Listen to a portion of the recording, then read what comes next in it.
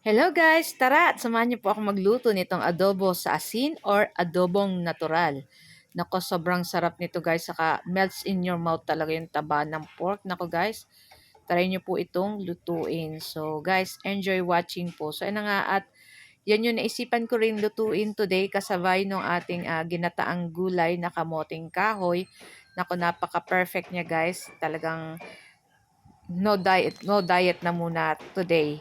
Lagi naman. Kasi laging masarap yung luto ni Ma'am Shi.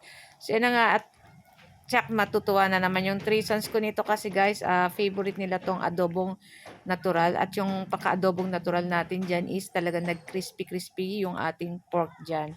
So, yun na nga guys. So, kayo po ba, ganito rin po ba magluto nitong adobong natural or adobong asin? So, yun na nga guys. So, yung ating pork dyan, ginamit ko is yung medyo marami-raming konti ng taba. At nilagyan ko yan ng paminta, bawang, asin, laurel, at suka. Naglagay rin ako ng konting tubig, pampalambot sa ating pork. So, ayun na nga. At papakati-katihin lang natin yung sabaw ng ating pork. Ayun, palalabasin natin yung mantika ng taba ng ating baboy. At nagdagdag din ako guys ng konti pang mantika dyan mamaya para mag-crispy yung ating pork dyan. So, yun na nga, at wala na. Nagkati-kati na yung tubig ng ating adobong natural. Nakita nyo guys, nagba-brown-brown na yan guys. So, napakasimple lang naman po nitong lutuin. Naku, at talagang napakasarap talaga niya guys. So, kahit araw-arawin nyo, ulam, naku, hindi kayo magsasawa. Kahit baho yung kanin nyo, naku, talagang perfect na perfect. Pero, syempre, pag medyo, ingat-ingat pa din tayo kasi hindi po rin healthy pag laging kumakain ng mga taba ng baboy or ng kahit na ano po. So, ayan na nga, at konting minuto pa guys ay luto na rin yan at aahunin na rin natin yan maya-maya. Ayan. Medyo gusto ko lang guys is ma-crispy-crispy pa ng konti dyan yung ating pork. Ayan, talagang as in mag-brown-brown na siya.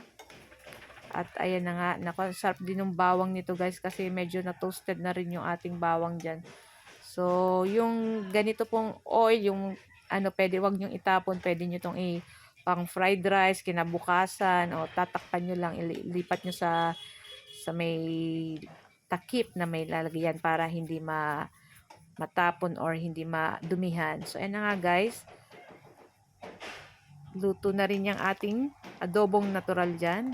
Nako, kahit walang toyo, napakasarap nito guys. Asin lang talaga yan guys. Laurel, paminta, suka, ayan. Napakasarap. Talaga namang hindi ka makakahindi. Pag hindi, kailangan tikman mo rin kaagad to. So, yun na nga, syempre akong unang titikim dyan guys.